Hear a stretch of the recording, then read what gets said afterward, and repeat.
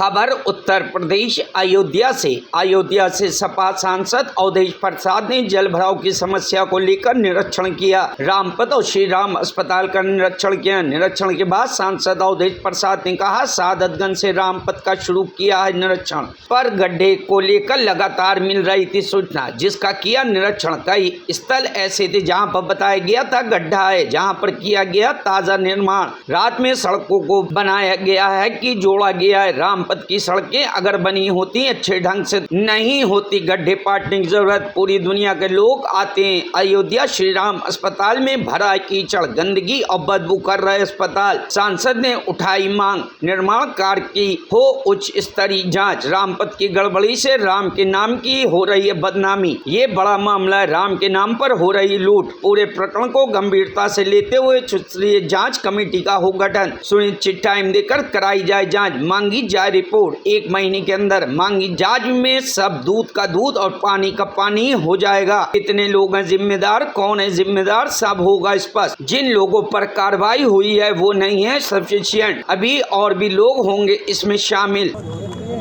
मंत्री जी, आज आपने निरीक्षण किया। हाँ, सांसद हो गए आप, क्या देखा रामपत पे, आपने क्या देखा?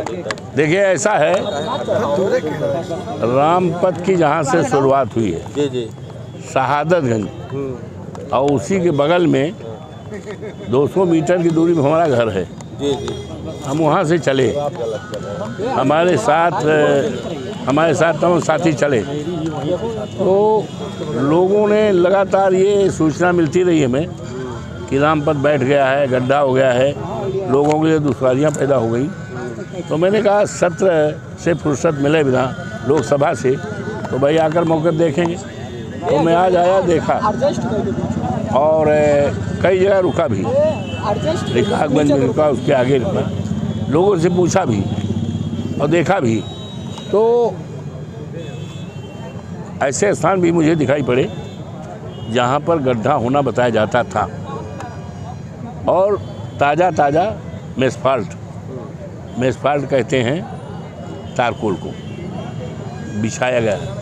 लोगों ने कहा रात में काम हुआ है, रात में गड्ढा पाटा गया, मेसफाल्ट रात में बिछाया गया। तो 4-5 जगह लोगों ने यही बताया, हम रुक करके। तो लेकिन वो तो प्यौंदा जोड़ना हुआ ना, चकती जोड़ना हुआ ना। अगर अच्छे ढंग से बनी होती तो गड्ढा पाटने की जरूरत ना होती, ये बरसात झेल जाती। तो ये सारी बातें, और इसके बाद हम यहाँ खड़े हैं श्री राम अस्पताल, और बगल में खड़े हैं, ये रामपत है, आप भी रामपत पे खड़े हो, किनारे खड़े हो, और ये श्री राम अस्पताल है।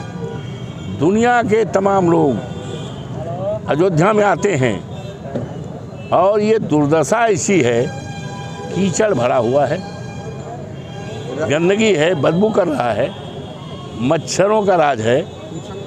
और ये कौन दोषी मान रहे हैं? ऐसा है, ये दोषी तो इंक्वायरी जब होगी, जांच पड़ताल होगा, तो कौन दोषी है अपने आप आएगा। इसकी ज़रूरत है कि उच्च स्तरीय जांच की जाए। अभी और भी सड़कें बनाए जाने की बात कही जा रही है। ऐसा है, सुनो यार, ऐसा है कि ये बड़ा मामला है, ये छोटा मामला नहीं। ये रामपत है, राम के नाम की बदनामी हो रही है, राम के नाम पे कलंक हो रहा है, राम के नाम पे लूट हो रही है। तो छोटा मोटा मामला नहीं है। तो इस मामले की गंभीरता को देखते हुए इसमें बहुत उच्च स्तर की जांच कमेटी बैठाई जाए, और एक सुनिश्चित टाइम दिया जाए, एक फिक्स टाइम दिया जाए, 1 महीना 15 दिन जो भी है, और उसमें रिपोर्ट आ जाएगी। तो तब ये हो जाएगा, तो दूध पानी का पानी अलग हो जाए। कौन जिम्मेदार है, कितने लोग जिम्मेदार हैं, ये सारी बातें जो है जांच के बाद भी किया गया, इस मामले में कार्रवाई की गई। ऐसा है, इट इज़ नॉट सफिशेंट, और लोग होंगे, लेकिन ये जांच के विषय है। ये जांच का विषय है, कौन कौन लोग इसमें दोषी हैं फ्रॉम दी वेरी बिगिनिंग। जब से ड्राइंग निर्माण पास हुई। के बाद से बहुत से अधिकारी बदल गए, क्या जो अधिकारी चले गए उन लोगों को भी जांच में रखा छोड़ो जाए? यार, क्यों बात करते हो, बचकाना बात करते हो। अरे भाई, जांच जब होगी तो चले का दुनिया से चले गए, कहीं होंगे, कानून अपना काम करेगा। तो आप किस चीज़ की जांच मांग रहे हैं? उच्च स्तरीय कौन सी जांच होनी चाहिए? नाम तो बताओ। आप देख लीजिएगा कौन सी जांच, किससे जांच हम कराएंगे। आप वेट करो, इंतजार करो ना। तमाम कॉलोनियों में पानी मंत्री भर जी, जा रहा जिस है। तरीके से सैकड़ों करोड़ रुपए की ये परियोजना थी, क्या बंदर बाट हुआ, किस तरीके से लूटा गया, क्या आप इसको मानते हैं कि लूटा गया? ये सारी बातें जांच पे आएंगी। जब मैंने कहा it requires very high level inquiry, it requires very high level inquiry, तो इसी से आप समझ सकते हो कितना गंभीर मामला है। ये मामला गंभीर है, और गंभीर मामले में कौन कौन दोषी हैं, ड्राइंग से शुरुआती दौर से लेकर बुनियाद से लेकर अब तक कौन कौन दोषी हैं, ये तो उच्च स्तरीय जांच का विषय है। क्या संसद में भी ये बातें उठेंगी, आप द्वारा उठाई जाएंगी? नो डाउट, वो सारी बातें जो क्षेत्र के विकास से संबंधित होंगी और सम्मान से जुड़ी चीज़ें होगी, लोगों की आशाओं उम्मीदों से जुड़ी होती, वो सारी बातें संसद में उठाऊंगा। रामपथ के साथ साथ तमाम कॉलोनियों में पानी भरा है, तमाम बाउंड्री वाल जैसे गिर जा रहे हैं। सब देखेंगे, सब देखें वन बाई हर देखेंगे, हर दुश्वारियाँ, हर परेशानियों पर मेरी निगाह भी पड़ेगी और उसको अपने ढंग से अप्रोच करके उसको सुधार करने का सतत प्रयास करूँगा। अयोध्या के राजा को लेकर भी बहुत ज़्यादा आप पर वो जा रहा है। I may not be king, I am sevak. मैं सेवादार हूँ, मैं सेवक हूँ। और हमारे नेता माननीय अखिलेश जी ने इस बात को अगर कहा तो भाव समझने की ज़रूरत है।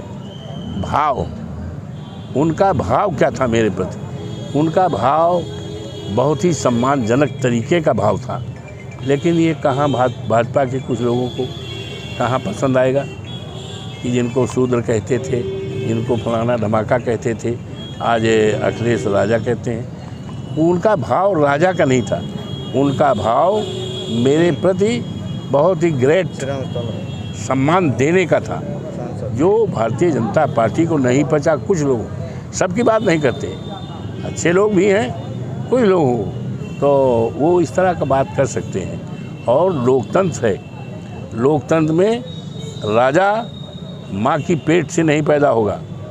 बाबा साहब भीमराव अंबेडकर ने बनाया है व्यवस्था कि लोकतंत्र में पहले तो था बैलेट, लेकिन अब तो हो गया मशीन, ईवीएम में लोग वोट डालेंगे अंगूठा दबाकर। हर जात बिरादरी, गरीब भी जाएगा और हर बिरादरी में जाएगा, और जब गिना जाएगा तो उसमें जो है सांसद निकल आएगा, उसमें एमएलए निकल आएगा, और वही सांसद जो है प्राइम मिनिस्टर हो जाएगा, वही एमएलए मुख्यमंत्री हो जाएगा, है कि नहीं? तो अब लोकतंत्र में कोई राजा नहीं है, और न लोकतंत्र में बाबा साहब का जो लोकतंत्र है, राजा वोट से बनता है, माँ की पेट से राजा नहीं बनता। हम राजा नहीं अपने मानते, हम अपने को सेवक मानते हैं, हम अपने को सेवादार मानते हैं। और हमारे नेता ने जो कहा है वो मेरे प्रति उनका बहुत ग्रेटर सम्मान था, उसको समझो, समझने की ज़रूरत है। ये सभी लोग नहीं समझ पाएंगे, भारतीय जनता पार्टी हमारे नेता के भाव को नहीं समझ पाएंगे। Bureau report, news hub Bharat.